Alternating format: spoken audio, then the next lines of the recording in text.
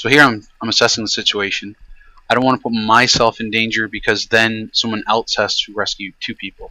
So I come downstream of the biggest obstacle here and wait to see how Frank's going to get caught up in it. So he actually gets caught up in a fairly good position where he can catch his breath. We can relax for a second. I'm going to look around, try and come up with a plan. The water's running fairly fast here. The banks are they're deep, and it's not very easy to get him in and out of the water right here. There's a bend behind me, which I'm going to look back on my left side and see there's another obstacle in the way that I can get caught up in again. So whatever we do here, I realize it's got to be quick and it's got to be meaningful, and we've got to get out of the current, and we want to get to river right, kind of in an eddy. Lesson 1 is communication. Tell the swimmer what you want them to do. They're not to tell you what they want to do. You're going to tell them what you need them to do to get safe. I kind of failed to do that here. I should have Frank just get on the back of my boat. We could have worried about his boat later. So that was my first real lesson. I didn't communicate very well, and I've learned from that. Alright, here Frank, get on your boat.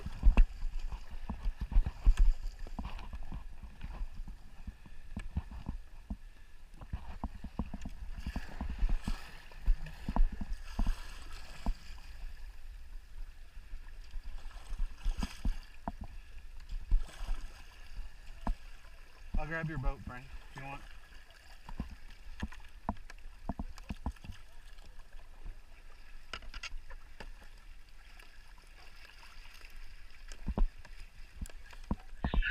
Kind of the second lesson I've learned from this experience. Be efficient, be purposeful, and don't rush. When you rush, you make mistakes. If you are efficient with the time that you have, remember you have a person in the water that could be in danger. If you're not purposeful with what you do, you could waste your own time and put yourself in danger, which is basically what I did here. My rescue attempt wasn't purposeful. I've left the swimmer behind. I've clipped onto the boat wrong. The boat should be behind me. I should be at least the stern of his boat clipped into the bow of mine, so that when I paddle forward against the current here, it doesn't start splitting the boats apart. So I did it wrong, and it cost me time. I had to unclip from the boat so that I could maneuver my own more efficiently and get away from the trees here that I'm going to go around. So lesson 2, be efficient, be purposeful, and don't rush.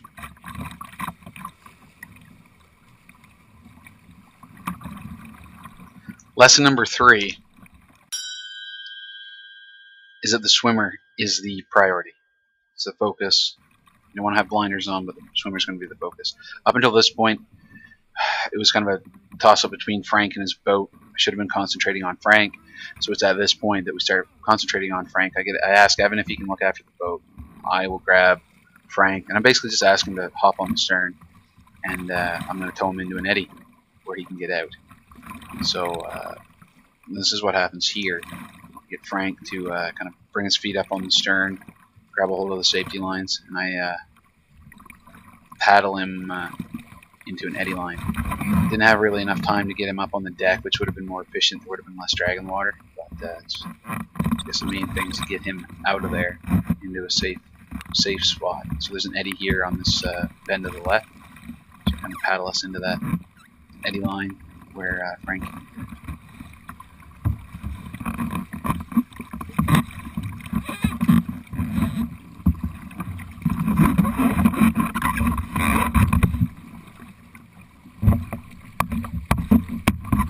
Ever since the advent of aircraft used for wartime purposes, fighter pilots and bombers many have died from a phenomenon called target fixation, where when they're bombing a target on the ground, they're fixed on that target almost with blinders on. They don't realize how low they're getting as they're coming into bomb, and they'll smack into the ground. They don't pull up in time. So we kind of suffered, you'll see here in a little bit, from the same thing. Lesson number 4 is avoid target fixation.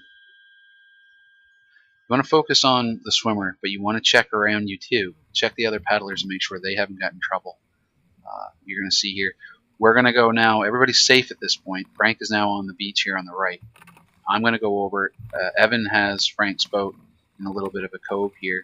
Current's running pretty fast on that side. but we can get the boat. So I'm going to go over and grab Frank's boat and bring it over to Frank.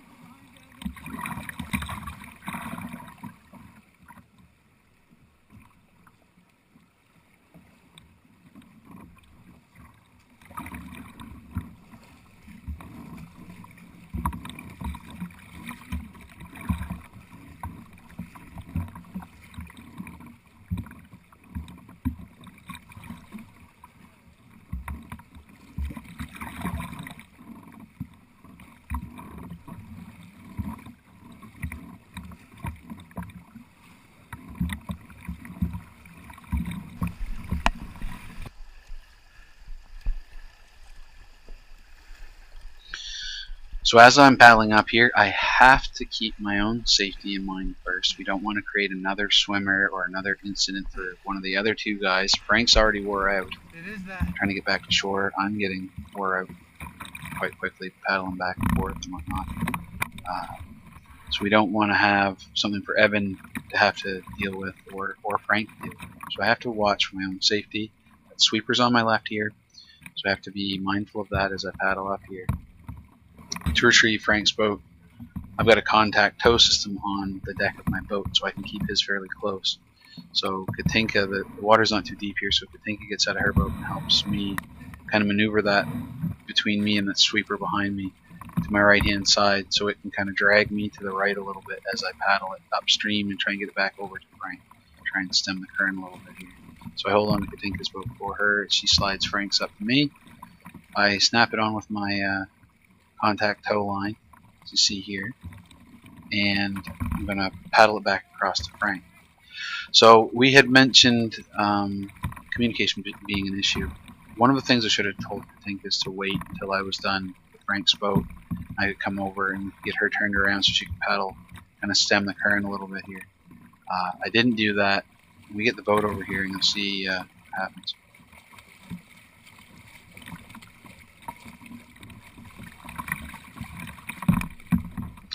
Lesson 4 was to avoid target fixation. So this actually happens here. Katinka's kind of focused on what I'm doing, getting this boat across, and she drifts right into a sweeper, that sweeper that we were trying to avoid. And that was partly my fault for not communicating kind of our intentions and what we needed to do there. So you'll see that here next. We're not out of the woods quite yet. I'll go over and help Tank. It is so easy for this to happen.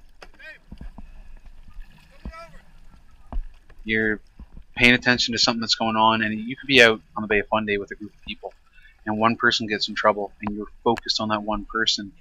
And if you are completely focused, I mean, you need to pay attention to them, what their facial expressions are telling you. You know, are they in really big trouble, or are they, you know, you just need to help them get back in their boat.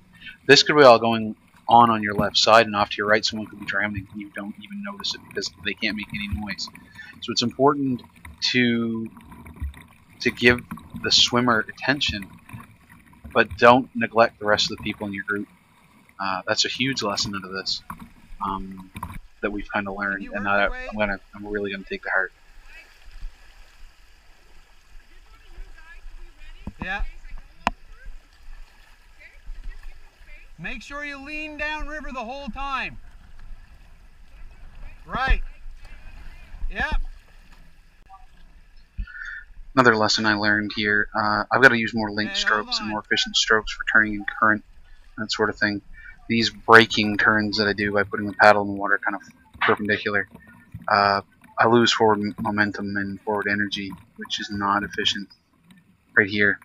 So I've got to work more on bow rudders and stern rudders that aren't a braking turn, but more of a ruddering type turn. And of course, the next lesson learned was to use eddies to your advantage. I'm trying to paddle against the worst of the current here, and all I've got to do is go to the right, which I eventually do. Go to the right here, get in the eddy, go upstream, and then ferry across the current. So I'm up above Katinka and can get out of my boat and help her out. So a couple days previous to our paddle here, the Hammond had just cleared of ice. So this water temperature is between 1 and 2 degrees Celsius. Now, most people, depending on their physiology or the makeup of their body, and what kind of shape they're in, how much body fat they have, if they capsize or are submerged in water below 15 degrees Celsius, remember this is between 1 and 2. So most people, when they are submerged into water below 15 degrees Celsius, will go into what's called cold shock. A couple of symptoms of this. An immediate one is an initial gasp of air. When you hit that water, you automatically gasp for air. Most people. If you are underwater when that happens, you're going to aspirate or inhale water right into your lungs. You can drown immediately, or you can drown a couple hours later through what's called dry drowning, when some of that water kind of reacts with your lungs and can cause complications a couple hours later. People have drowned essentially on dry land because of it. The second thing that happens is your hypothalamus gland, which is up at the base of your brain, kind of where the brain and the spine attach, it reacts to external factors that are acting on the body. So when it senses that we're going into cold water and our core temperature is dropping, it'll start making changes in the body to protect the system as a whole. So it's going to want to protect your vital organs, and it does that. One of the ways it does that is through what's called vasoconstriction, or constricting of the veins in the hands, the feet, the arms, the legs. It's going to shunt that body more volume into the core to make a larger heat sink to hold the heat in to the core and those vital organs. So in so doing, you're going to lose within about 5 minutes dexterity in your hands and feet and the ability to feel, with your fingers and that sort of thing. So it's more difficult to swim. It's more difficult to hold on to things. It's more difficult to get back into your kayak if you've been in the water for 5 minutes. So one of the things we've done right here on this day happened right at the start of the trip. We're all wearing dry suits. The dry suit's going to prevent evaporative cooling. There's not going to be water against our skin evaporating and taking heat away from our body. We're going to severely reduce the rate of convection cooling, the water passing around our body and pulling heat away that way, and conduction in direct contact with the water. We're no longer in contact, and we no longer have water flowing directly over our skin. So we're going to reduce heat loss from those. So by Frank having the dry suit on and dressing for not the temperature of the air, but dressing for the temperature of the water, could very well have saved his life on this day in conjunction with wearing that PFD. The PFD kept his head above water after he reemerged, and the dry suit prevented a lot of the cold shock symptoms from happening and later on a hypothermia situation from occurring.